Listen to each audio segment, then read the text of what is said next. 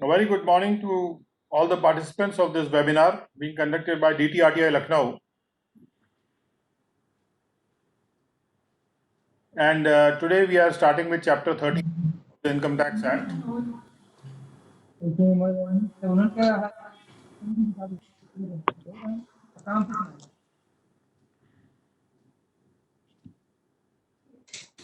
I would like to request all the participants to kindly keep their mics muted and their videos off. Thank you. तो section 116 income tax act का income tax authorities के बारे में है। 116 में कहा गया है कि there shall be the following classes of the income tax authorities. तो कौन कौन सी वो क्लासेस हैं जो इनकम टैक्स अथॉरिटीज की जो इनकम टैक्स एक्ट के द्वारा निर्धारित की गई हैं एक्ट के पर्पज से, for the purposes of this act. ये क्लासेस जो हैं एक्ट के पर्पस के लिए हैं और किसी एडमिनिस्ट्रेटिव या किसी दूसरे पर्पस के लिए नहीं है। इसका जो पार्ट है ए है वो अपॉइंटमेंट एंड कंट्रोल के बारे में है। ये जो चैप्टर का पार्ट ए,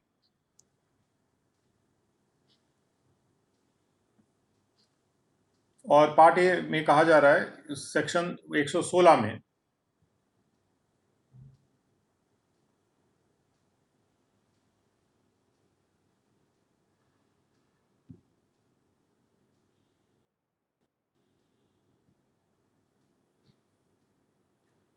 ओके। तो आप में से एक कमलेश कुमार जी हैं, वो कह रहे हैं कि लेक्चर 10 बजे शुरू होना चाहिए। मुझे ऐसा लग रहा था कि कुछ लोग शायद ऑफिस जा रहे हैं, वो शायद थोड़ा देर में पहुंचते होंगे, इसलिए ये लेक्चर हम लोग वैसे तो कोशिश करते हैं 10 बजे, लेकिन लोग नहीं आ पाते थे। तो we'll do a poll today and we'll check this out कि how many people want the lecture to start at 10 o'clock, and if we have a majority opinion then we'll go by it.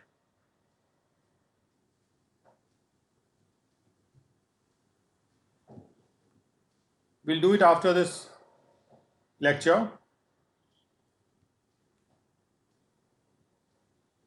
So there shall be the following classes of income tax authorities for the purposes of this act, namely CBDT, जिसका constitution central board of revenue act 1963 के तहत हुआ है। Next class जो है वो है principal director general of income tax या principal chief commissioner of income tax.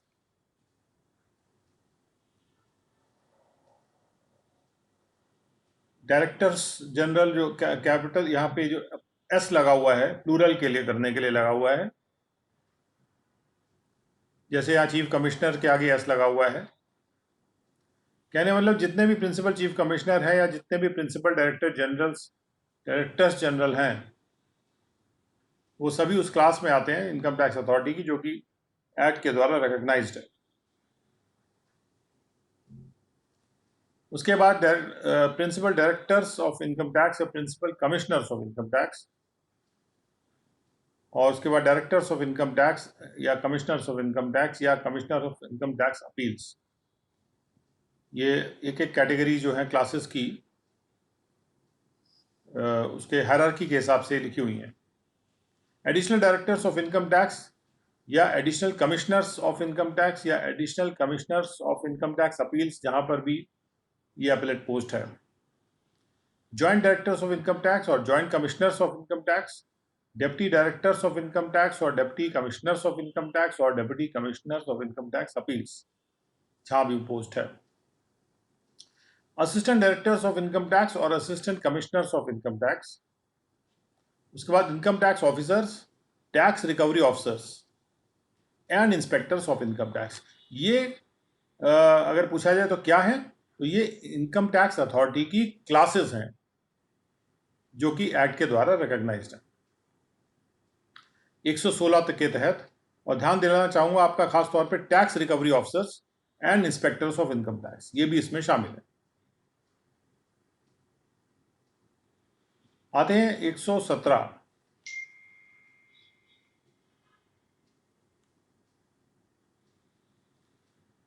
Income tax authorities का अपॉइंटमेंट कैसे होता है। और आपने देखा होगा 117 प्रोविजन का वर्णन बार बार सेक्शन 2 में आ रहा था।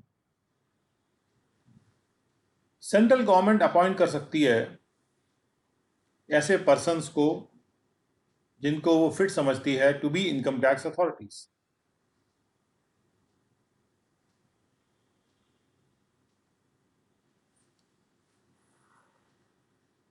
यानी सेंट्रल गवर्नमेंट जिनको भी फिट समझती है उनको इनकम टैक्स अथॉरिटीज होने के लिए अपॉइंट कर सकती है।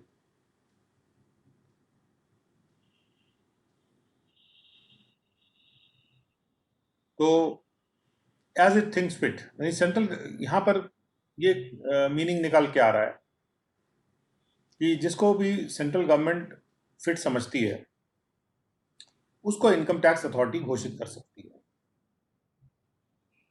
और यहां पे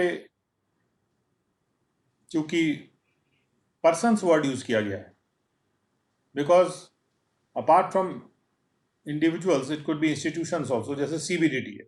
CBDT is also a class of income tax authority. नहीं करेगी। और उसके बाद जो सबसेक्शन 2 है इसका,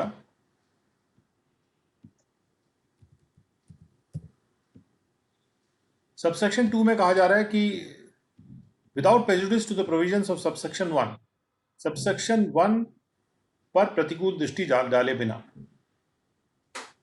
सबसेक्शन 1 के प्रावधानों को प्रतिकूलता की दृष्टि डाले बिना या उनको उनके नुकसान के बिना, and subject to the rules and orders of the central government, और केंद्रीय सरकार के रूल्स और ऑर्डर्स के अधीन, regulating the conditions of service, जो ऑर्डर्स सर्विस की कंडीशंस को रेगुलेट करते हैं, संयमित करते हैं या संनियमित करते हैं, of persons in public service, उन लोगों के पर्सन्स के लिए जो कि पब्लिक सर्विसेज में हैं या पब्लिक पोस्ट पे हैं। The central government may authorise the board, central government board को ऑथराइज कर सकती है, और प्रिंसिपल डायरेक्टर जनरल और डायरेक्टर जनरल और प्रिंसिपल चीफ कमिश्नर और चीफ कमिश्नर और प्रिंसिपल डायरेक्टर और डायरेक्टर और प्रिंसिपल कमिश्नर और कमिश्नर, कमिश्नर लेवल तक की रैंक के किसी भी अधिकारी को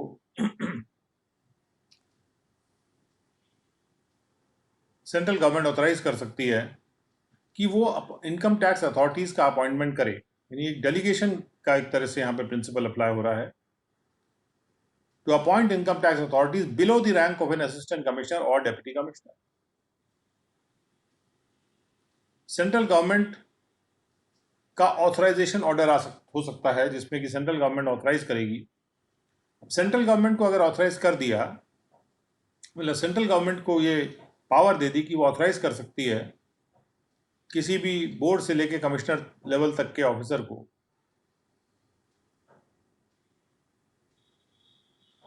कि वो एसी और डीसी लेवल के नीचे के रैंक के किसी पर्सन को वो इनकम टैक्स अथॉरिटी अपॉइंट कर सकते हैं। तो एक तरह से ये लेजिस्लेचर के द्वारा जब बनाया गया तो लेजिस्लेचर एक तरह से डेलीगेट कर रहा है अपने पावर को, और इसको अलाउ कर रहा है सेंट्रल गवर्नमेंट को कि वो अपने एग्जीक्यूटिव पावर में इनकम टैक्स अथॉरिटीज का अपॉइंटमेंट करे। बस ये कि ये जो भी अपॉइंटमेंट है ये सेंट्रल गवर्नमेंट के जो जो ऑर्डर्स या रूल्स हैं जो कि रेगुलेट करते हैं कंडीशंस ऑफ सर्विस को, उसको ध्यान में रख के किया जाए।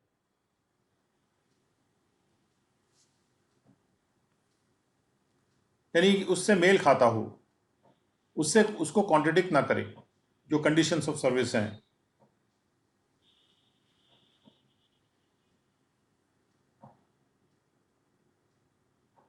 और उसके बाद सबसेक्शन 3 में आता है कि subject to the rules and orders of the central government regulating the conditions of service of persons in public service and posts, an income tax authority authorized in this behalf by the board, जो भी income tax authority को authorise किया जाएगा board के द्वारा, यहाँ board को authorise करने का पावर दिया जा रहा है।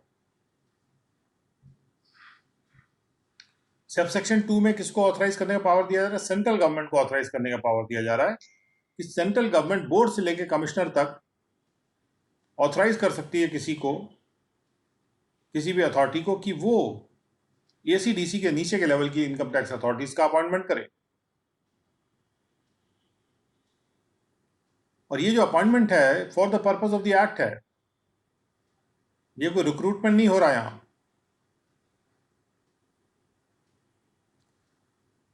जैसे 116 में इनकम टैक्स अथॉरिटीज को लेजिस्लेचर के द्वारा अपॉइंट किया गया है, 116 में मेंशन करके उनको, उसी तरह से 116 में जो अथॉरिटीज अपॉइंटेड नहीं है पर्टिकुलर पर्पस के लिए, किसी भी पर्सन को उसकी जो कंडीशंस ऑफ सर्विस है उसको ध्यान में रखते हुए कि वो जिस काम के लिए उसको अपॉइंट किया जा रहा है वो काम वो कर भी सकता है कि नहीं कर सकता है, सेंट्रल गवर्नमेंट को पावर दे दिया गया है। वो खुद ही ऑथराइज कर सकता है इन अथॉरिटीज को, बोर्ड से लेकर कमिश्नर तक, कि वो अपॉइंट करे दूसरी इनकम टैक्स अथॉरिटीज को जो कि एसीडीसी के लेवल से नीचे हों। और उसके बाद सबसेक्शन 3 में ये कहा जा रहा है कि एक कोई भी इनकम टैक्स अथॉरिटी जो कि जिसको कि बोर्ड ऑथराइज कर रहा है, और बोर्ड को ऑथराइज करने का पावर यहाँ पे कहाँ से मिल रहा है? इनकम टैक्स एक्ट से मिल रहा है ये पावर। जैसे सेंट्रल गवर्नमेंट को यहाँ पावर मिल रहा है ऑथराइज करने के लिए, वैसे ही यहाँ बोर्ड को पावर मिल रहा है कि वो ऑथराइज करे किसी इनकम टैक्स अथॉरिटी को, may appoint such executive or ministerial staff as may be necessary to assist it in the execution of its functions, कि वो ऐसे एग्जीक्यूटिव या मिनिस्टेरियल स्टाफ का अपॉइंटमेंट करे, एग्जीक्यूटिव स्टाफ का अपॉइंटमेंट करे, मिनिस्टेरियल स्टाफ का अपॉइंटमेंट करे। मिनिस्टेरियल स्टाफ, जो मिनिस्टेरियल वर्ड है नॉर्मली मिनिस्ट्री से आता है, तो जो मिनिस्ट्री में जो वर्क कर रहे हैं वो मिनिस्टेरियल स्टाफ। एग्जीक्यूटिव स्टाफ दूसरे जो नॉन मिनिस्टेरियल स्टाफ हैं और जो एग्जीक्यूटिव कैपेसिटीज में काम कर रहे हैं, ऐसे एग्जीक्यूटिव या मिनिस्टेरियल स्टाफ को अपॉइंटमेंट करे जो कि टू असिस्ट इट यानी उस इनकम टैक्स अथॉरिटी को असिस्ट करे इन the execution of its functions, अपने फंक्शंस के एग्जीक्यूशन में। यानी एक इनकम टैक्स अथॉरिटी या तो 116 के तहत अपॉइंट हो गई, या कोई इनकम टैक्स अथॉरिटी 117(2) के अंतर्गत अपॉइंट हो गई। ये सारी इनकम टैक्स अथॉरिटीज जो अपॉइंट हो गई हैं, इन इनकम टैक्स अथॉरिटीज को जिसको कि ऑथराइज किया जा रहा है बोर्ड के द्वारा, वो इनकम टैक्स अथॉरिटी अपॉइंट कर सकती है कोई भी एग्जीक्यूटिव या मिनिस्टेरियल स्टाफ को अपने फंक्शंस को एग्जीक्यूट करने के लिए।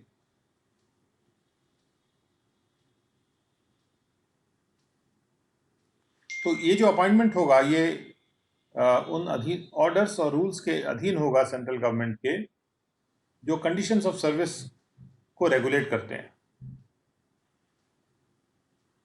तो board from case to case basis अलग अलग इनकम टैक्स अथॉरिटीज को एम्पावर कर सकता है कि वो ऐसे मिनिस्टेरियल स्टाफ का अपॉइंटमेंट करें जो कि उनके फंक्शंस में एग्जीक्यूट करने में उनको असिस्ट करें।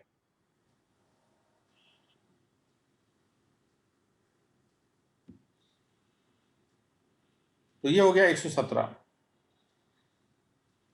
उसके बाद आते हैं 118 पे। इसमें यहाँ पर एक क्लैरिफिकेशन जरूरी है कि इसका मतलब ये नहीं होता है कि कोई भी इनकम टैक्स अथॉरिटी जो है,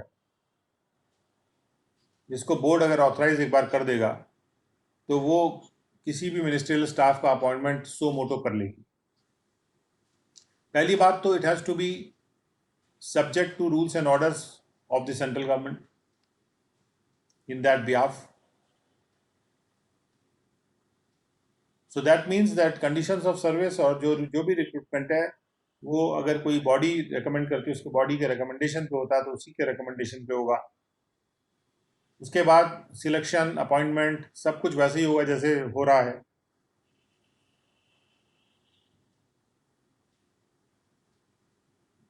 बस ये है कि कोई भी इनकम टैक्स अथॉरिटी अगर किसी के डिस्पोजल में कोई मिनिस्ट्रियल स्टाफ या एग्जीक्यूटिव स्टाफ दे दिया जाता है तो एक्ट के पर्पस से वो क्या काम करेगा, वो बात करने वो ऑर्डर पास किया जा सकता है उस इनकम टैक्स अथॉरिटी के द्वारा जिसको कि ऑथराइज किया जा रहा है बोर्ड के द्वारा।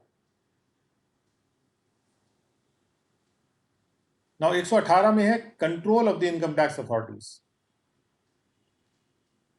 The board may, by notification in the official gazette, direct that any income tax authority or authorities specified in the notification shall be subordinate to such other income tax authority or authorities as may be specified in such notification. अब सवाल ये उठता है कि जब board authorise करता है किसी इनकम टैक्स अथॉरिटी को कि वो मिनिस्ट्रियल स्टाफ या एग्जीक्यूटिव स्टाफ का अपॉइंटमेंट करे, या जब सेंट्रल गवर्नमेंट बोर्ड या बोर्ड से कमिश्नर तक ऑथराइज करेगी किसी को भी इनकम टैक्स अथॉरिटी घोषित कर, या किसी को इनकम टैक्स अथॉरिटी अपॉइंट कर दे,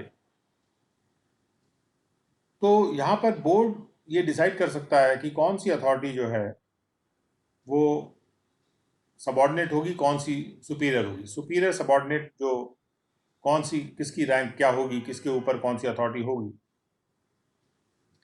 इसके लिए बोर्ड नोटिफिकेशन जारी करेगा ऑफिशियल गैजेट में कि एक पर्टिकुलर जो पोस्ट है या कोई भी इनकम टैक्स अथॉरिटी जिसको कि इनकम टैक्स अथॉरिटी अपॉइंट कर दिया गया है, वो उस रैंकिंग चैनल पे कहाँ पे एग्जिस्ट करेगी, किसके सीनियर है किसके जूनियर है।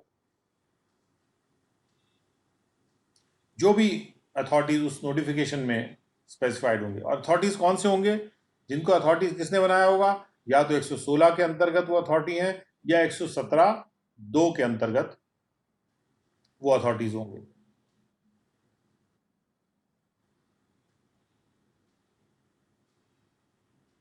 तो ये अथॉरिटीज के कौन सी अथॉरिटी सुपीरियर है, कौन सी अथॉरिटी सबऑर्डिनेट है, उसके विषय में है। और it does not apply to ministerial staff और एग्जीक्यूटिव स्टाफ। कौन सी इनकम टैक्स अथॉरिटी सबऑर्डिनेट है, कौन सी इनकम टैक्स अथॉरिटी सबऑर्डिनेट नहीं है, इसमें उसी इनकम टैक्स अथॉरिटी के बारे में कहा जा सकता है जो इनकम टैक्स अथॉरिटी 116 के तहत है या फिर 117(2) के तहत। अब आते हैं 119 पर। Instructions to subordinate authorities. The board may from time to time issue such orders, instructions and directions. Board क्या क्या इशू कर सकता है, orders, instructions and directions to other income tax authorities. Other क्यों वर्ड क्यों यूज हो रहा है, क्योंकि board itself is an income tax authority under 116. So board may issue from time to time to other income tax authorities order, instructions and directions. तो board को ये power दिया है, एम्पावर किया जा रहा है to instruct the subordinate as it may deem fit, जैसे वो ठीक समझता है, for the proper administration of this act, जिससे इस एक्ट का ठीक से प्रशासन हो सके। एक्ट का प्रशासन जो है वो एक्ट का पर्पस है।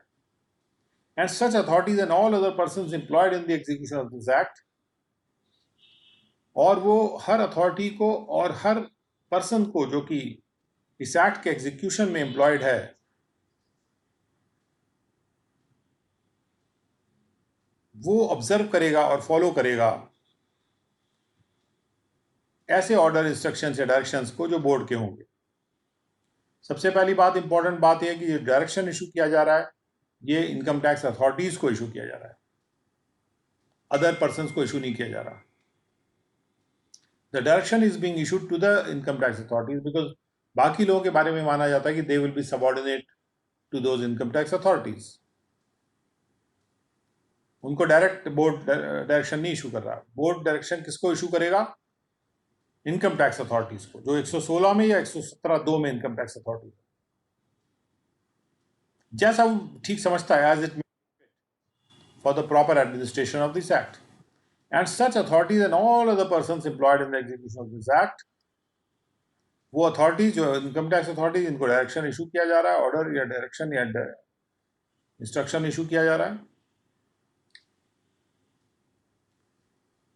तो वो सारी अथॉरिटीज और दूसरे भी जो लोग हैं, ऑल अदर पर्सन्स, जो कि जिनका एम्प्लॉयमेंट हुआ है एक्ट के, इनको लगाया गया है एम्प्लॉयमेंट का, यहाँ पे मतलब इनको लगाया गया है एक्ट के एग्जीक्यूशन के काम में, वो ऑब्जर्व करेंगे और फॉलो करेंगे ऐसे ऑर्डर, इंस्ट्रक्शन और डायरेक्शंस को। शैल ऑब्जर्व यानी बड़ी clear, it is a statutory requirement कि बोर्ड अगर कोई ऑर्डर, इंस्ट्रक्शन, डायरेक्शन इशू करता है, it is not an administrative instruction that they shall follow the board's orders, directions, or the instructions.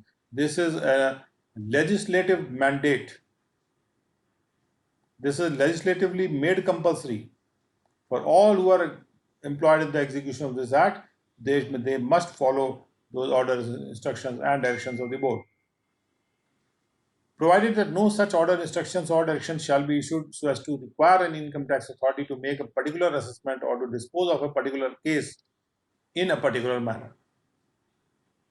कैसा ऑर्डर, इंस्ट्रक्शन या direction नहीं issue किया जा सकता है कि किसी इनकम टैक्स अथॉरिटी को यह जरूरी कर दिया जाए कि वो एक खास असेसमेंट को, पर्टिकुलर केसेस ऑफ असेसमेंट की बात नहीं हो रही है, एक असेसमेंट को करे या उसको डिस्पोजल करे एक पर्टिकुलर केस का एक खास तरीके से। किसी एक केस के लिए कोई डायरेक्शन बोर्ड इशू नहीं कर सकता। बोर्ड नहीं इशू कर सकता कि फॉर एग्जाम्पल कि Shri so and so, PAN so and so के केस में इस तरह से असेसमेंट करिए। No. Now board so as to interfere with the discretion of the commissioner appeals, board commissioner appeals के डिस्क्रिशन पे भी इंटरफेयर नहीं कर सकता उनके अपीलेट फंक्शंस के एक्सरसाइज में। यानी कमिश्नर अपील्स अपने अपीलेट फंक्शन के एक्सरसाइज में किसी केस में कैसे डिस्पोजल कर रहा है या किसी क्लास ऑफ केसेस में भी कैसे डिस्पोजल कर रहा है, उसके बारे में बोर्ड को कोई अधिकार नहीं होता कुछ भी कहने का। यहाँ क्लास ऑफ केसेस में कमिश्नर अपील्स को का जो डिस्क्रिशन है कि वो अपीलेट फंक्शंस को जब एक्सरसाइज कर रहे हैं, वो कैसे अपने अपील में डिसाइड करेंगे किसी मैटर को, तो कमिश्नर अपील जो है बोर्ड के ऑर्डर, इंस्ट्रक्शन या डायरेक्शंस के अनुपालन के लिए बाधित नहीं है। उनको एज पर लॉ डिसाइड करना है, because law is supreme. And order, instruction, directions के लिए ये तो है, इनकम टैक्स अथॉरिटीज तो उसको फॉलो करेंगी निश्चित रूप से। ये केवल फॉलो करने की बात है। अगर वो ऑर्डर, इंस्ट्रक्शन, डायरेक्शंस गलत है या सही है उसकी बात नहीं हो रही। मान लीजिए कि केवल आर्ग्यूमेंट के लिए मान लीजिए कि कोई ऑर्डर है जो कि या इंस्ट्रक्शन है जो गलत इशू हो गया, उसमें गलती हो गई है, तो ऐसा नहीं है कि सीआईटी अपील्स उसको स्ट्राइक डाउन नहीं कर सकते। सीआईटी अपील्स के पास पावर है। सीआईटी अपील्स के अधिकार क्षेत्र में बोर्ड इंटरवीन नहीं कर सकता कि वो कैसे अपने अपीलेट फंक्शंस को एक्सरसाइज कर रहे हैं। हाँ, लेकिन बोर्ड के ऑर्डर, इंस्ट्रक्शन और डायरेक्शंस को जो इनकम टैक्स अथॉरिटीज हैं और जितने भी सारे लोग हैं जो एम्प्लॉयड हैं एग्जीक्यूशन में एक्ट के, उनको फॉलो करना जरूरी है। ये निर्धारित करना भी जरूरी था। अगर जरूरी नहीं करेंगे तो बोर्ड के ऑर्डर, इंस्ट्रक्शन, डायरेक्शंस को फॉलो नहीं करेगा और अफरा तफरी मच जाएगी। तो इसलिए ये ऑर्डर, इसलिए यहाँ पे लिखा गया है कि उनको फॉलो करना है। एट द सेम टाइम उनके फॉलो करने से ये नहीं होता है कि कोई सही काम ही हमेशा हो रहा है। अगर बोर्ड का ऑर्डर गलत है तो बाद में बोर्ड उसको जब तक ठीक भी कर लेगा, लेकिन जब तक ठीक नहीं है तो कई बार गलत काम हो भी सकते हैं, लेकिन उससे उतना बड़ा नुकसान नहीं होता कि जितना बड़ा नुकसान तब हो जाएगा जब हम फ्री छूट दे देंगे सबको कि बोर्ड का ऑर्डर, इंस्ट्रक्शन, डायरेक्शन फॉलो करना है, नहीं करना है, आपकी मर्जी है। लेजिस्लेचर के द्वारा इसलिए कंपलसरी किया गया इस बात को कि अगर कोई ऑर्डर, इंस्ट्रक्शन या डायरेक्शन फॉलो इशू किया जाता है किसी भी इनकम टैक्स अथॉरिटीज को, तो न केवल वो इनकम टैक्स अथॉरिटी बल्कि जितने भी लोग एम्प्लॉयड हैं उस एक्ट के एग्जीक्यूशन में, उनको फॉलो करना एकदम जरूरी है, मैंडेटरी है। उसके बाद आते हैं सबसेक्शन 2 पे, without prejudice to the generality of the foregoing power. Foregoing power इससे पहले जो पावर आ रही है 119 में जो इंस्ट्रक्शन इशू करने की पावर है, उसके जनरलिटी पे को प्रेजुडिस करे बिना, उसके सामान्यता को या उसके व्यापकता को जैसे कह सकते हैं को प्रतिकूल दृष्टि डाले बिना, the board may, if it considers necessary to or expedient so to do, for the purpose of proper and efficient management of the work of the assessment and collection of revenue, issue from time to time, whether by of relaxation of any of the provisions mentioned here, general or special orders in respect of any class of incomes or fringe benefits or class of cases, setting forth directions or instructions not being prejudicial to the assessees as to the guidelines, principles, or procedures to be followed by other income tax authorities in the work relating to assessment or collection of revenue, or the initiation of proceedings for the imposition of penalties. And any such order may, if the board is of the opinion that it is necessary in the public interest so to do, be published and circulated in the prescribed manner for general information. तो यहाँ पर general information से शुरू करते हैं। General information का मतलब है कि केवल डिपार्टमेंट के अंतर्गत नहीं बल्कि पब्लिक में उस इंफॉर्मेशन को डाला जा सकता है। और यहाँ पर जो पावर दी गई है वो ये है कि एक तरफ तो ये कहा गया कि पर्टिकुलर केस को छोड़ के बोर्ड इशू कर सकता है ऑर्डर, इंस्ट्रक्शन, डायरेक्शन कि इस एक्ट का एडमिनिस्ट्रेशन कैसे होगा। ये एक बड़ी व्यापक पावर है। इसकी व्यापकता को प्रतिकूल दृष्टि डाले बिना, यानी कि इसकी व्यापकता कम नहीं होती है अगर हम ये कहते हैं कि जब रेवेन्यू का असेसमेंट और कलेक्शन हो रहा है, उस काम को प्रॉपरली और एफिशिएंटली मैनेज करने के लिए बोर्ड इशू कर सकता है जनरल या स्पेशल ऑर्डर्स। जनरल ऑर्डर जो सब केसेस पे लागू होंगे, स्पेशल ऑर्डर जो कि एक खास क्लास ऑफ इनकम्स पे लागू होंगे या खास क्लास ऑफ केसेस पे लागू होंगे, एक केस पे नहीं, और खास क्लास ऑफ फ्रिंज बेनिफिट्स पे लागू होंगे या तो। और इन जनरल या स्पेशल ऑर्डर्स में बोर्ड सेट फोर्थ करेगा ऐसे डायरेक्शंस या इंस्ट्रक्शंस जो कि प्रेजुडिशियल असेसी के लिए नहीं होंगे, not being prejudicial to the assessee, assessee के लिए जो प्रतिकूल नहीं होंगे, ऐसे डायरेक्शंस ही वो बोर्ड इशू कर सकता है। एज टू द गाइडलाइंस की कौन से गाइडलाइंस, प्रिंसिपल्स या प्रोसीजर फॉलो किए जाएंगे इनकम टैक्स अथॉरिटीज के द्वारा in the work relating to assessment, assessment के वर्क में या रेवेन्यू कलेक्शन के वर्क में या पेनल्टी प्रोसीडिंग्स के इनिशिएशन और इम्पोजिशन के रिस्पेक्ट में, और कोई भी ऐसा ऑर्डर जो बोर्ड ये समझता है कि यह बोर्ड का मत है कि पब्लिक इंटरेस्ट के लिए ज़रूरी है, तो बोर्ड उसको पब्लिश और सर्कुलेट भी करा सकता है प्रेस्क्राइब तरीके से जनरल इंफॉर्मेशन के लिए। तो ये जो ऑर्डर, जनरल या स्पेशल ऑर्डर इशू किया जा रहा है, ये असेसमेंट और कलेक्शन के काम को ठीक से हो पाए, पहले वो ठीक से उसका प्रबंधन हो सके, उसके लिए किया जा रहा है। और असेसमेंट और कलेक्शन के काम ठीक से हो, इसके लिए कई क्लासेस ऑफ केसेस में ऑर्डर इशू कर सकता है, और इसमें रिलैक्सेशन भी हो सकता है। जैसे बोर्ड ने ऑर्डर इशू किया, भी इतने लाख से ऊपर अपील नहीं फाइल होगी ITAT में या हाई कोर्ट वगैरह में, तो वहाँ पर बोर्ड एक रिलैक्सेशन दे रहा है। असेसी के लिए प्रतिकूल रिलैक्सेशन नहीं है वो। असेसी के प्रतिकूल जाते हुए ये ऑर्डर नहीं हो सकते जो कि 119(2) के अंतर्गत हो रहे हैं।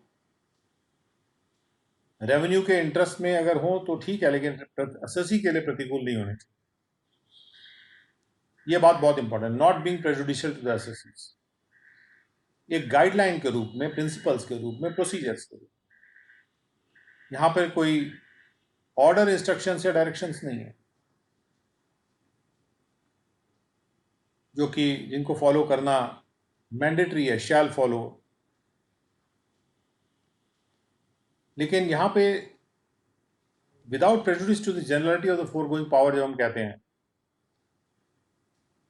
तो इससे ये बात और क्लियर हो जाती है कि जब भी ऐसा कोई डायरेक्शन या इंस्ट्रक्शन इशू होगा या स्पेशल ऑर्डर इशू होगा, तो इसमें भी यहाँ ऑर्डर है, डायरेक्शन है और इंस्ट्रक्शन, वही चीज़ है जो कि ऊपर भी है, ऑर्डर, इंस्ट्रक्शन से डायरेक्शंस।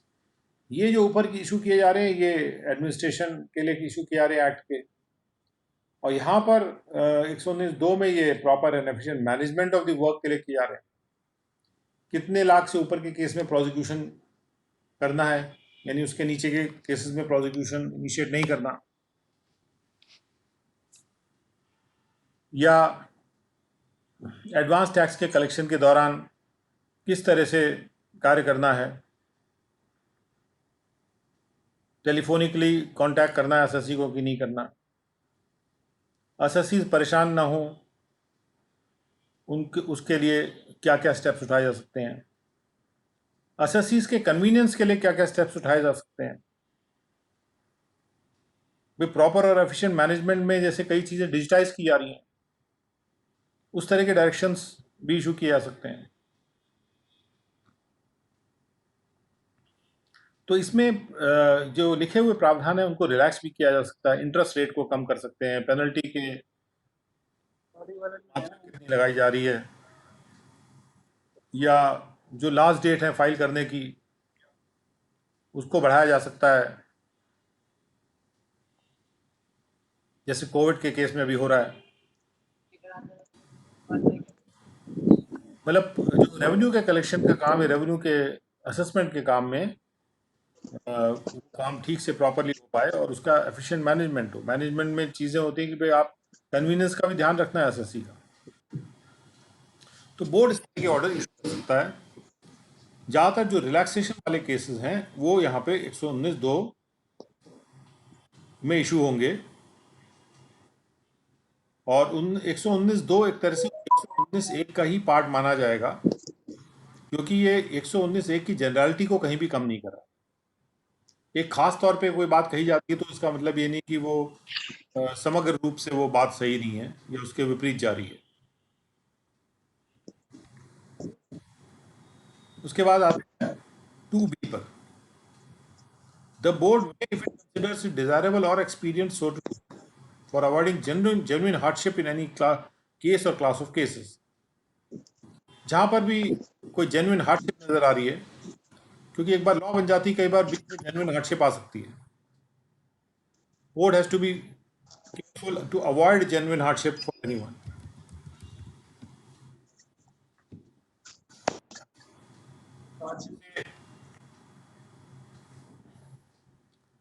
कोई भी लॉ बनती है उसके इम्प्लीमेंटेशन में जहां जेन्युइन हार्डशिप आ रही है, कोई व्यक्ति को बहुत ज़्यादा परेशानी हो रही है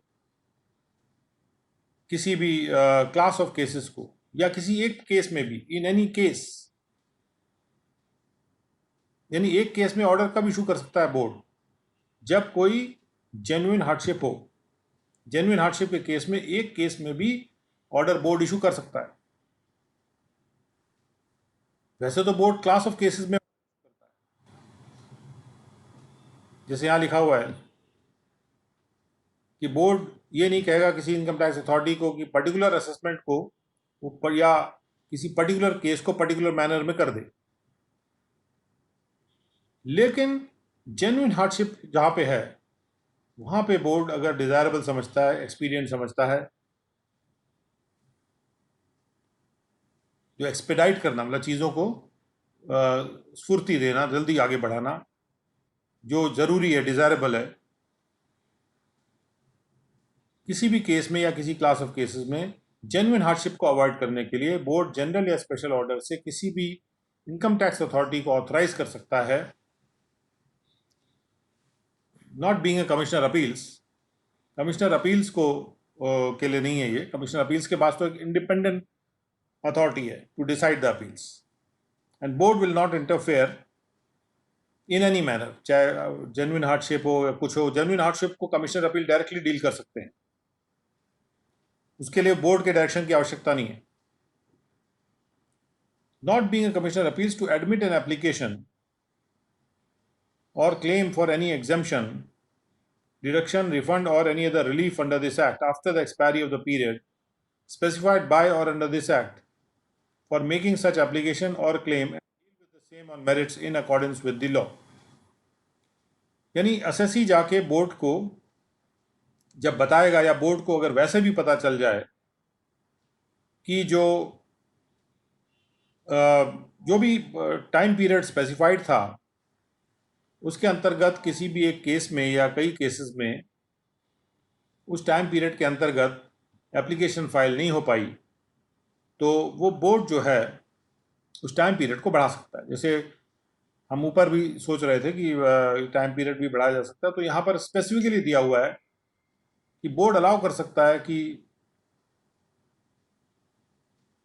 एक केस में भी अगर टाइम एक्सपायर हो गया है तो उसके बाद वो उसको अलाउ कर दे, ये एक्सपायर टाइम के बाद भी। और जो ऊपर है 2A में बोर्ड वो टाइम भी आगे बढ़ा सकता है जब तक कोई काम होना है। 2B में बोर्ड जेन्युइन हार्डशिप को अवॉइड करने के लिए एक्सपायर होने के बाद भी, एक्सपायर तो तब होगा जब कोई ड्यू डेट आगे नहीं बढ़ी, ड्यू डेट आगे नहीं बढ़ी, वो टाइम एक्सपायर हो गया, उसके बाद एग्जेम्पशन, डिडक्शन या रिफंड या कोई भी रिलीफ किसी को क्लेम करना है या कुछ क्लास ऑफ केसेस को क्लेम करना है जो वो नहीं क्लेम कर पाए ड्यू टू एनी सर्कमस्टांसेस, जो कि ऐसे सर्कमस्टांसेस थे कि जिसमें वो नहीं कर पाए, तो अगर वो उनको नहीं करने दिया जाएगा तो जेन्युइन हार्डशिप हो जाएगी। उस जेन्युइन हार्डशिप को, सचमुच की हार्डशिप को अवॉइड करने के लिए बोर्ड ये कह सकता है कि एक केस में या कई क्लासेस ऑफ केस में टाइम खत्म होने के बाद भी वो क्लेम कर सकते हैं अपना एग्जाम्पशन, डिडक्शन, रिफंड या किसी भी रिलीफ का। Now let us come to 2C। 2C में कहा गया the board may if it considers it desirable or experience so to do मतलब टू डू सो, वो लिखने का तरीका है इस तरह से ब्रिटिश टाइम से। बोर्ड ये अगर समझता है कि ज़रूरी है और स्फूर्तिदायक रहेगा ऐसा करना जेन्युइन हार्डशिप को अवॉइड करने के लिए किसी भी केस में या क्लास ऑफ केसेस में, कि वो जनरल स्पेशल ऑर्डर से रिलैक्स कर दे कोई भी requirement contained in the provisions of Chapter 4 or 6A, where the assessee has failed to comply with any requirement specified in such provision for claiming deduction thereunder. Chapter 4 या Chapter 6A में कोई deduction claim करने के लिए कोई requirement था जो assessee ने फुलफिल नहीं किया और उसको जेन्युइन हार्डशिप हो जाएगी अगर हम उसको ऐसे रहने देंगे, उसकी क्लेम को अलाउ नहीं करेंगे जो कि उसकी जेन्युइन क्लेम थी, तो ऐसी किसी रिक्वायरमेंट को बोर्ड रिलैक्स कर सकता है जो कि ऐसे प्रोविजंस में है जो चैप्टर 4 या 6A के हैं। चैप्टर 4 जो कंप्यूटेशन ऑफ इनकम का है, 6A जो कि डिडक्शन का है, क्योंकि चैप्टर 4 से ग्रॉस टोटल इनकम बनती है और चैप्टर 6A से टोटल इनकम मिलती है हमको, जब हम चैप्टर 6A के डिडक्शन ग्रॉस टोटल इनकम पे लगा देते हैं। Now subject to the following condition, लेकिन इसमें शर्त है कि रिक्वायरमेंट को रिलैक्स करने के लिए, जेन्युइन हार्डशिप को अवॉइड करने के लिए किस शर्त पे बोर्ड ऐसा कर सकता है। जहाँ पे कोई रिक्वायरमेंट था कि भी चैप्टर 4 या चैप्टर 6A में कि ये रिक्वायरमेंट, या कोई कागज़ लगाने की रिक्वायरमेंट है, कोई सर्टिफिकेट लगाने का रिक्वायरमेंट है, टाइम से पहले कोई चीज़ जमा करने का रिक्वायरमेंट है, मान ली ऑडिट रिपोर्ट ही टाइम से जमा करने का रिक्वायरमेंट है, तो इन कंडीशंस के तहत बोर्ड उस पावर को, उस रिक्वायरमेंट को रिलैक्स कर सकता है जेन्युइन हार्डशिप अवॉइड करने के लिए। जेन्युइन हार्डशिप अवॉइड करने के लिए बोर्ड को काफ़ी पावर दिए गए। Namely the default in complying with such requirement was due to the circumstances beyond the control of the assessee. अगर वो जो डिफॉल्ट था उस रिक्वायरमेंट से कंप्लाई करने का, वो इन परिस्थितियों की वजह से था जो कि एसएससी के नियंत्रण से बाहर थे या उसके पार थे, and the assessee has complied with such requirement before the completion of assessment. लेकिन assessment complete होने से पहले, in relation to the previous year in which such deduction is claimed, assessment complete होने से पहले उसने अगर requirement को comply कर दिया है, लेकिन जैसे assessment के दौरान assessee ने कोई सर्टिफिकेट दे दिया तो वहाँ पे अगर कोई सर्टिफिकेट रिटर्न के साथ फाइल होना था, असेसी वो सर्टिफिकेट असेसमेंट के दौरान दे रहा है, तो एओ के पास पावर नहीं है कि उसको अलाउ कर देगा। यहाँ पर बोर्ड को ये पावर दिया गया है कि किसी भी एक केस में या क्लास ऑफ केसेस में AO has to tell the assessee you have to go to the board if you are having a genuine hardship, तो you should go to the board and apply to the board under section 119(2)(c). And अगर board उसको desirable या expedient समझेगा तो वो उस requirement को relax कर सकता है। Provided that the central government shall cause every order issued or under this clause to be laid before each house of parliament. अगर कोई भी ऑर्डर, यहाँ पे ऑर्डर आया था, ऑर्डर इशूड मतलब ऑर्डर, इंस्ट्रक्शंस एंड डायरेक्शंस सब पे ये अप्लाई हो रहा है। परहैप्स इनको ये तीनों चीज़ें यहाँ पे लिख देना भी जरूरी है कि जब हम कहते हैं सेंट्रल गवर्नमेंट शैल cause every order issued, every order issued के लिए शायद ऑर्डर, इंस्ट्रक्शन और डायरेक्शन उसमें सब शामिल हैं, ये मान के चलना चाहिए कि जो भी ऑर्डर, इंस्ट्रक्शंस या डायरेक्शंस इशू किए जा रहे बोर्ड के द्वारा वो हाउस ऑफ पार्लियामेंट में ले किए जाएंगे।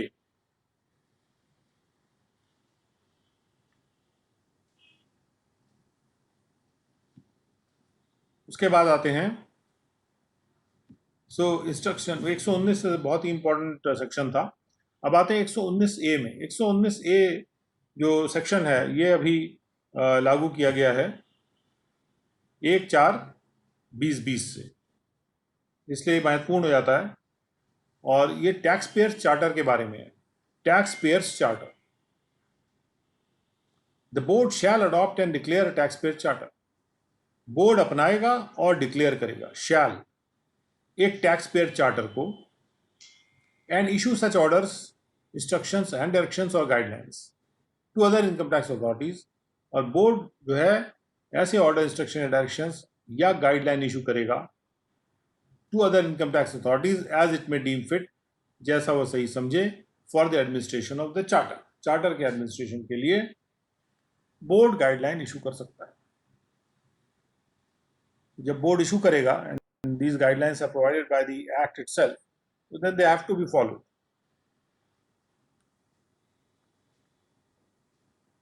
जो टैक्स पेयर चार्टर है ये अभी तक इसके पास, इसमें कोई स्टैट्यूटरी स्ट्रेंथ नहीं थी। कहने का मतलब ये कि इसमें कोई ऐसी स्ट्रेंथ नहीं थी कि कोई जाके कोर्ट में कहे कि सिटीजन चार्टर इशू कर दिया गया, टैक्स पेयर चार्टर इशू कर दिया गया है, लेकिन उसमें जो बात है वो उसको माना नहीं जा रहा। तो टैक्स पेयर चार्टर को एक तरह का यहाँ स्टैट्यूटरी इंपॉर्टेंस दे दी गई है, उसके स्टैट्यूटरी इफेक्टिवनेस उसको प्रोवाइड कर दी गई है, एक स्टैट्यूटरी रिकॉग्निशन उसको दे दिया गया है। जो टैक्स पेयर चार्टर बाहर पड़ा हुआ था एक्ट के, उसको एक्ट में लाके रख दिया गया, जिससे उसमें जो भी बातें कही गई हैं उसके तहत ऑर्डर इशू हो जाएं, इंस्ट्रक्शन, डायरेक्शन, गाइडलाइन इशू हो जाए बोर्ड की, और जिनको फॉलो करना जरूरी हो जाए इनकम टैक्स अथॉरिटीज के लिए, जिससे कि जहां पर भी वो टैक्स पेयर चार्टर जो है वो कोई ऐसी बात कहता है कि भाई फलाना ऑर्डर इतने दिन में इशू कर दिया जाएगा, और एक्ट में अगर ऐसी गाइडलाइन नहीं है या उसके विपरीत भी जा रहा है, तो then tax payer charter will have to be implemented. ये जरूरी हो जाएगा इम्प्लीमेंट करना इसको। इस संबंध में टैक्स पेयर चार्टर अभी बनाया जा रहा है, और पुराना जो टैक्स पेयर चार्टर है वो भी रिकॉर्ड पे है। So if you like to see, मैं 1 मिनट के लिए आपको ले चलता हूँ। आपने सब देखा ही है, but just to show you income tax India का जो वेबसाइट है, और परहैप्स यहाँ पर जो सिटीजन चार्टर वर्ड यूज किया गया है, and maybe now this will have to be changed into tax payers charter, क्योंकि जरूरी नहीं है कि सिटीजन ही हमारा टैक्स पेयर हो, मतलब बाहर के सिटीजन्स भी टैक्स पेयर हो सकते हैं। तो जो चार्टर है that should be properly be called a tax payers charter rather than a citizen charter. Citizen charter is a general word used for all the citizens charter charters issued by various departments. 600 of them are there right now. But 600 citizen charters, more than 600 citizen charters of various departments are in execution. But here we have got a statutory recognition for our taxpayers charter. And therefore board को ये power किया गया है कि board empower किया गया, board को duty दी गई है कि board shall have a citizen charter. Now there is no date has been prescribed for it, but still it must be done very quickly. ये 2014 का सिटीजन चार्टर आपको दिख रहा है. So another citizen charter is also under preparation right now, and maybe it will be issued, or the same one will be implemented initially and then another will take its place. और इस प्रावधान के अनुसार जो अभी हम पढ़ रहे हैं,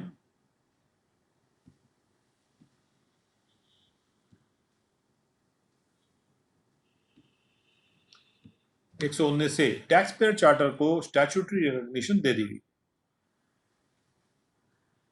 now we go to 120.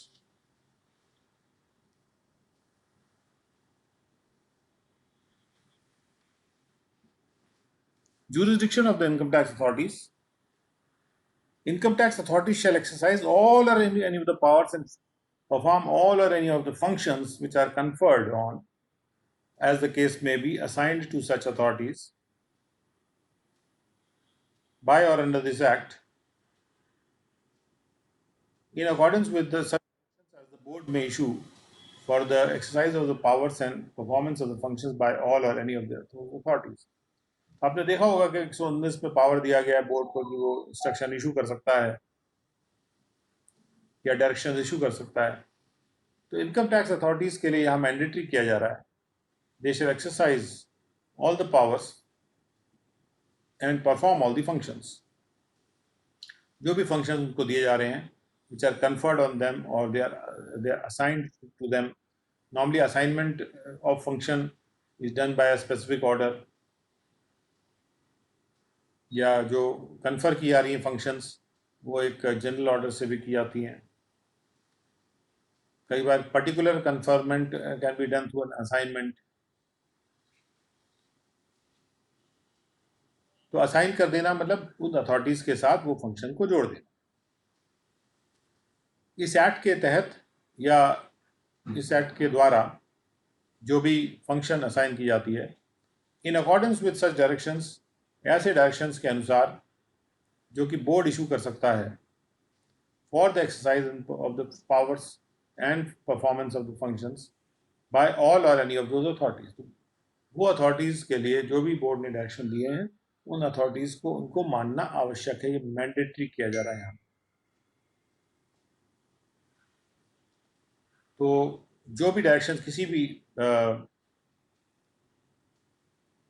Sections के तहत इशू किए जा रहे हैं वो सब उनके लिए मानना आवश्यक है.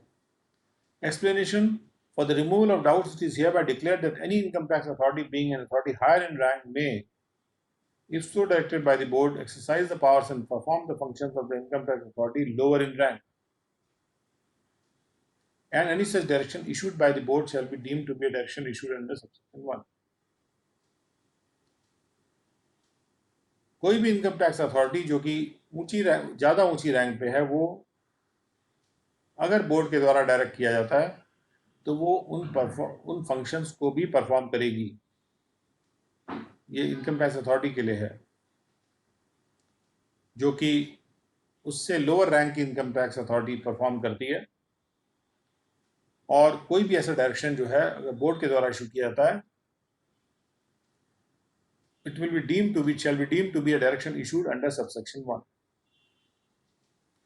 यहाँ पर ये नहीं कहा जा रहा कि subject to the conditions of service or anything like that.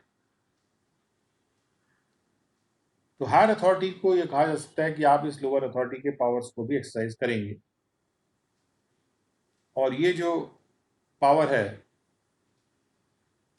ये बोर्ड डायरेक्ट कर सकता है. बोर्ड अगर लिख देता है, जैसे कई बार ऐसा होता है कि बोर्ड ने कुछ लोगों को प्रमोट कर दिया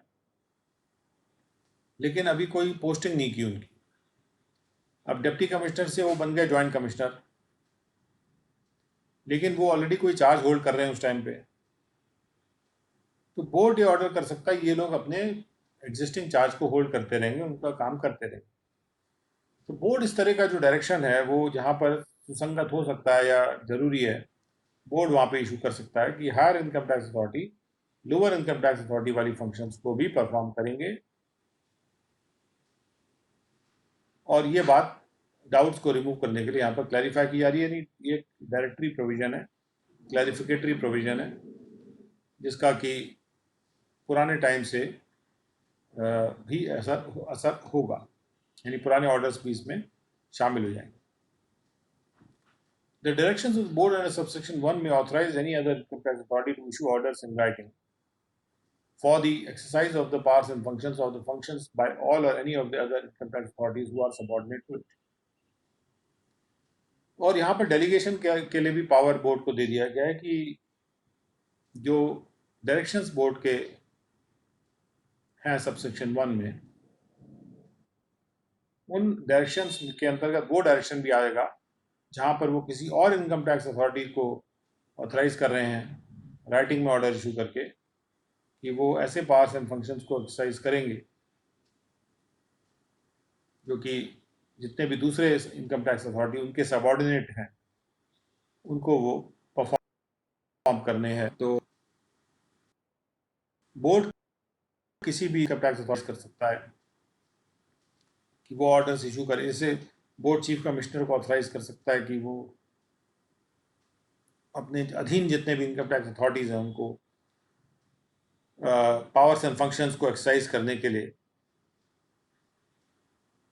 कौन से पावर्स एंड फंक्शंस को एक्सरसाइज करें। मतलब एक तरह का ये अब कहा जाए तो जूरिसडिक्शन ऑर्डर की बात हो रही है कि वो कौन कौन से पावर्स एंड फंक्शंस को एक्सरसाइज करेंगे, उनके बारे में बोर्ड किसी भी इनकम टैक्स अथॉरिटी को ऑथराइज कर सकता है कि वो ऑर्डर करें, या बोर्ड भी इशू कर सकता है ये ऑर्डर्स कि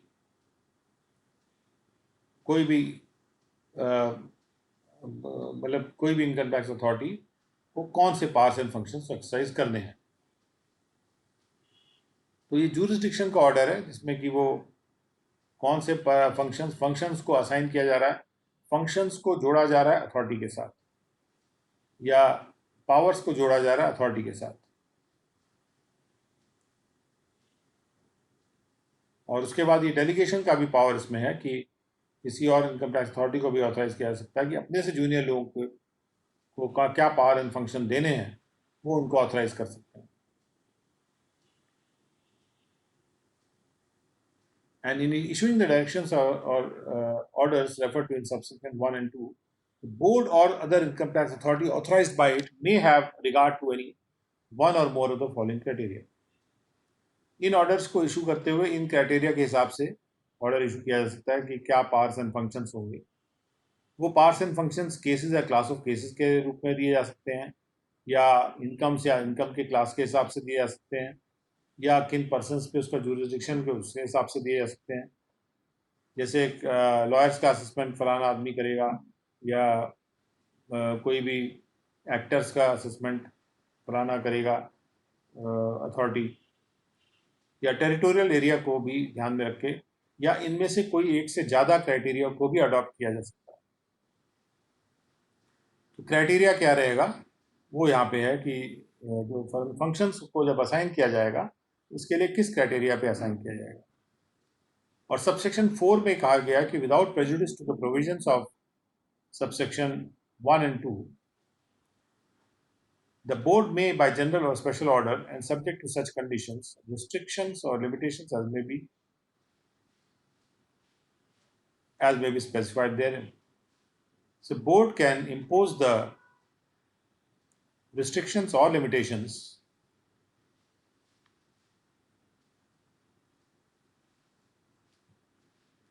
without prejudice to the provisions of subsection 1. The board may impose by general or special order and subject to such conditions, restrictions or limitations. यानी ऐसे कंडीशंस, ऐसे रिस्ट्रिक्शंस और लिमिटेशंस के अधीन बोर्ड जनरल ऑर्डर से जो कि स्पेसिफाई होंगी, उसमें उसी ऑर्डर में स्पेसिफाइड होंगी कौन कंडीशंस हैं, कौन सी रिस्ट्रिक्शंस हैं, कौन से लिमिटेशन ऑथराइज कर सकता है किसी भी पीडीजीआईटी को या डीजीआईटी को या पीडीआईटी को या डीआईटी को कि वो ऐसे फंक्शंस परफॉर्म करेंगे किसी भी और इनकम टैक्स अथॉरिटी के जो कि बोर्ड उनको असाइन करेंगे, as may be assigned to him by the board. तो हो सकता है जैसे किसी पीडीजीआईटी को director general PDIT and directors को किसी कमिश्नर का फंक्शन करने के लिए भी ऑथराइज कर सकते हैं, or they may empower the principal DG or the Director General or the Principal Chief Commissioner or the Chief Commissioner of PCIT or CIT, उनको भी एम्पावर कर सकता है बोर्ड कि वो इशू करें ऑर्डर्स इन राइटिंग कि जो पावर्स एंड फंक्शंस कन्फर किए जा रहे हैं या असाइन किए जा रहे हैं किसी भी असेसिंग ऑफिसर को, to the assessing officer by or under this act in respect of any specified area या persons or classes of persons or incomes or classes of income और classes of cases, ये 4 categories के case में they shall be exercised or performed by an additional commissioner or additional commissioner or an additional director or a joint commissioner or a joint director, and where any order is made under this clause, और जहाँ पर कोई order इस clause में किया जाता है, references in any other provision of this act or in any rule made thereunder to the assessing officer, तो जहाँ पर भी कोई रेफरेंस आ रहा है असेसिंग ऑफिसर के नाम से कि फलाना असेसिंग ऑफिसर है,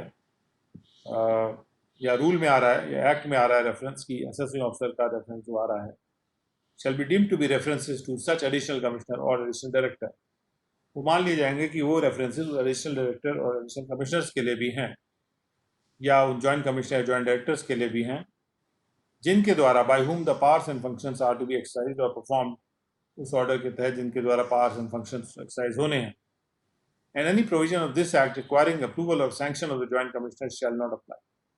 और ऐसे केस में जहां वो ईओ हो जाएंगे, असेसिंग ऑफिसर हो जाएंगे, और जहां पर भी रिक्वायरमेंट होगा कि जॉइंट कमिश्नर का अप्रूवल या सैंक्शन की ज़रूरत है, अब उसके ज़रूरत नहीं पड़ेगी क्योंकि वो खुद ही जॉइंट कमिश्नर और एडिशनल कमिश्नर हैं, तो इसलिए उनको फिर अप्रूवल लेने की ज़रूरत नहीं पड़ेगी, जिससे कि कोई लॉ कोर्ट में जाके ये ना कहे कि साहब इस प्रावधान में तो ये खुद ही ईओ हैं जॉइंट कमिश्नर और इन्होंने किसी जॉइंट कमिश्नर से अप्रूवल लेना था तो वो लिया नहीं है।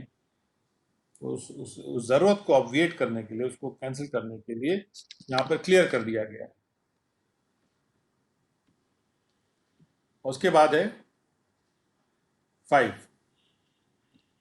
the directions and orders referred to in subsection 1 and 2 may, wherever considered necessary or appropriate for the proper management of the work, require 2 or more assessing officers। ये जो डायरेक्शन इशू किए जा रहे हैं ये जरूरी कर सकते हैं 2 या उससे ज़्यादा असेसिंग ऑफिसर्स के लिए, चाहे वो एक क्लास के हों चाहे ना हो। एक क्लास के हों चाहे ना हो का मतलब ये क्लास, ये 116 से आ रहा है, जो class of income tax authorities हो सकता है अलग अलग क्लास की इनकम टैक्स अथॉरिटी हो, तो अलग अलग क्लास की इनकम टैक्स अथॉरिटीज को 2 या उससे ज़्यादा ये उसको एक्सरसाइज करने के लिए, परफॉर्म करने के लिए कंकरेंटली यानी एक ही साथ में वो पावर्स एंड फंक्शन किसी भी एरिया या पर्सन या क्लास ऑफ पर्सन के रिस्पेक्ट में या क्लास ऑफ केसेस के रिस्पेक्ट में जहां पर वो पावर्स एंड फंक्शन एक्सरसाइज किए जा रहे हैं या परफॉर्म किए जा रहे हैं दूसरे क्लास के असेसिंग ऑफिसर के द्वारा, any authority lower in rank amongst them shall exercise the powers and perform the functions as any higher authority amongst them may direct।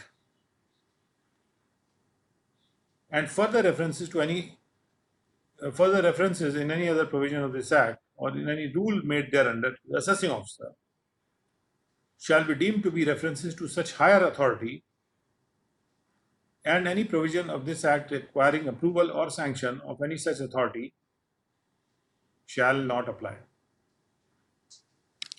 यहाँ पे कहा जा रहा है कि जो भी डायरेक्शन से ऑर्डर 1 या 2 के तहत इशू किए जा रहे हैं वर्क के प्रॉपर मैनेजमेंट के लिए, ये जरूरी कर सकते हैं कि 2 या उससे ज़्यादा अगर असेसिंग ऑफिसर्स हैं भले ही वो अलग अलग क्लास के असेसिंग ऑफिसर्स हों, कि वो एक्सरसाइज करेंगे और परफॉर्म करेंगे concurrent functions, concurrently the powers and functions in respect of किसी भी एरिया, किसी भी क्लास के रिस्पेक्ट में। जहां पर भी वो पावर्स एंड फंक्शंस, और जहां पर भी एंड वेयर, और जहां पर भी वो सच ऐसे powers and functions concurrently exercise किए जाते हैं अलग अलग क्लास के असेसिंग ऑफिसर्स के द्वारा, तो जो भी अथॉरिटी उनमें से लोअर है इन रैंक, वो उन पावर्स एंड फंक्शंस को उस रूप में एक्सरसाइज करेगी, shall exercise the powers and functions and perform the function as any higher authority, उनमें से जो डायरेक्ट करेगी। तो अगर दो क्लास के ऑफिसर्स को कंकरेंट फंक्शंस दिए गए हैं, तो उनमें से जो हायर अथॉरिटी है वो डायरेक्शन दे सकती है लोअर अथॉरिटी को कि इसको इस तरह से परफॉर्म करना है। And further references in any other provision और इन एनी रूल, जहाँ पर भी असेसिंग ऑफिसर के लिए कोई रेफरेंस आ रहा है, तो वो रेफरेंस जो है हायर अथॉरिटी के लिए माना जाएगा, लोअर अथॉरिटी के लिए नहीं माना। Shall be deemed to be references to such higher authority. और इसीलिए क्योंकि वो रेफरेंसेस हायर अथॉरिटी के लिए होंगे, इसीलिए कोई अप्रूवल या सैंक्शन उस हायर अथॉरिटी की जरूरत नहीं पड़ेगी। अगर जैसे यहाँ पर भी ज्वाइंट कमिश्नर का अप्रूवल है और ज्वाइंट कमिश्नर हायर अथॉरिटी है, तो ज्वाइंट कमिश्नर अगर हायर अथॉरिटी है तो ज्वाइंट कमिश्नर के अप्रूवल की ऐसे केस में फिर जरूरत नहीं पड़ेगी, जहां पर भी एक क्लास ऑफ केसेस में दो या उससे ज्यादा ऑफिसर्स को कंकरेंट ज्यूरिसडिक्शन दिया गया। कंकरेंट ज्यूरिसडिक्शन के केस में जो लोअर अथॉरिटी है वो हायर अथॉरिटी के डायरेक्शन पे काम करेगा, ये बात इसमें क्लियर कर दी गई है। और कोई भी अप्रूवल हायर अथॉरिटी का जहां पे है उसकी जरूरत नहीं पड़ेगी, क्योंकि जो भी असेसिंग ऑफिसर है वो हायर अथॉरिटी है, और क्योंकि उसी के डायरेक्शन पे काम हो रहा है और लोअर अथॉरिटी नहीं है। कोई भी रेफरेंस जो असेसिंग ऑफिसर के लिए आता है वो हायर अथॉरिटी के लिए आएगा, लोअर अथॉरिटी के लिए नहीं होगा। तो इसीलिए कहा जा रहा है कि references in any other provision of this act or in any rule made thereunder, जो भी रूल उस एक्ट के तहत बना हुआ है, कि वो reference to the assessing officer, assessing officer शब्द का जहां पे प्रयोग किया जा रहा है किसी एक्ट या रूल में, उसके बारे में माना जाएगा कि वो हायर अथॉरिटी असेसिंग ऑफिसर है, लोअर अथॉरिटी नहीं है, जहां पर भी दो अलग अलग क्लास की अथॉरिटीज को कंकरेंट ज्यूरिसडिक्शन दे रखा है। तो अभी जैसे जो फेसलेस असेसमेंट में भी ये कारगर, ये चीज़ फायदेमंद हो सकती है उसके इंटरप्रिटेशन में एक तरीके से। हालांकि कंकरेंट ज्यूरिसडिक्शन में एक बात कही गई है कि जो लोअर अथॉरिटी है वो हायर अथॉरिटी के अंतर्गत काम करेगी, उसके डायरेक्शन पे काम करेगी। तो बीच में ऐसा हुआ था जैसे ज्वाइंट कमिश्नर्स को ईओ घोषित कर दिया गया, और अगर टीम बन जाती है, इस तरह से टीम बना के काम हो सकता है जिसमें कि असेसिंग ऑफिसर जो है ज्वाइंट कमिश्नर है और सारे अधिकारी उसके अंतर्गत कार्य कर रहे हैं।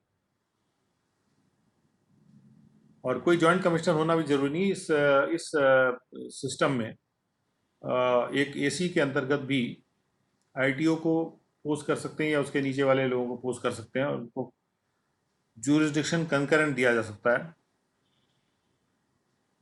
और अगर उनको ज्यूरिसडिक्शन दे दिया जाता है एक बार, तो फिर वो उनको अपने हायर अथॉरिटी के डायरेक्शन से उस फंक्शन को या उस पावर को एक्सरसाइज करना होगा। अब आते हैं सबसेक्शन 6 पे। Notwithstanding anything contained in any direction or order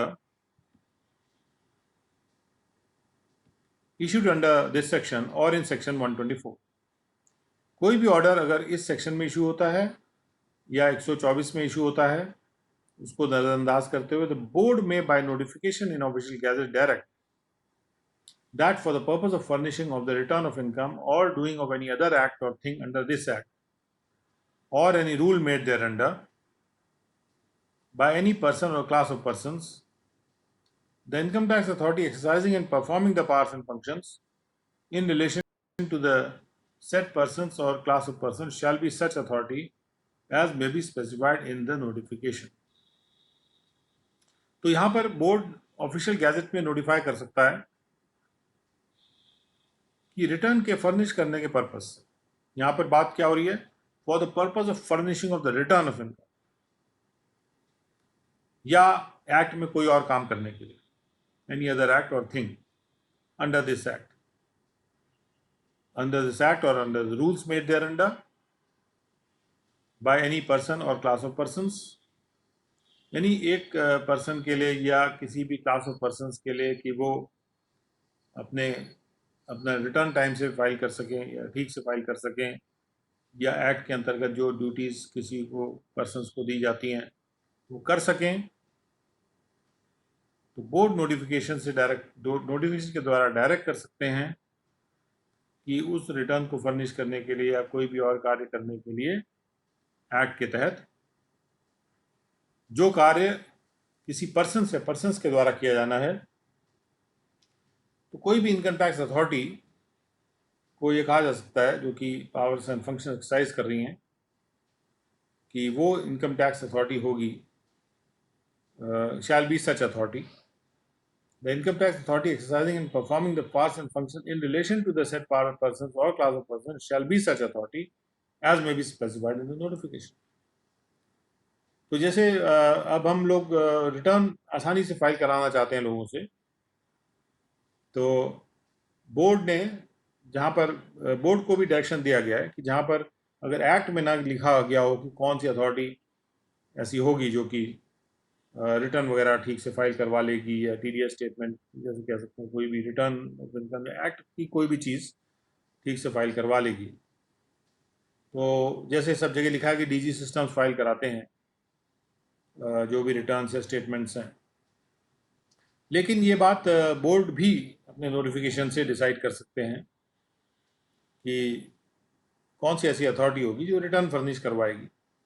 तो ये जैसे हर ऑफिस में भी कोई अथॉरिटी हो सकती है जिसको कि ये कहा जाए कि आप रिटर्न को फर्निश करवाइए, या काम कोई और एक्ट का है वो करवाइए, रिटर्न फर्निश कराने के लिए for the purpose of furnishing of the return of income or doing of any other act, उसके लिए किसी अथॉरिटी को भी ज्यूरिसडिक्शन दिया जा सकता है, और जिससे कि ये जो पब्लिक सेवा का जो कार्य है या सेवोत्तम सेवा इससे ज़्यादा बेहतर होगी, तो ये जो प्रावधान है उसके लिए ये अच्छा इफेक्टिव प्रावधान हो सकता है।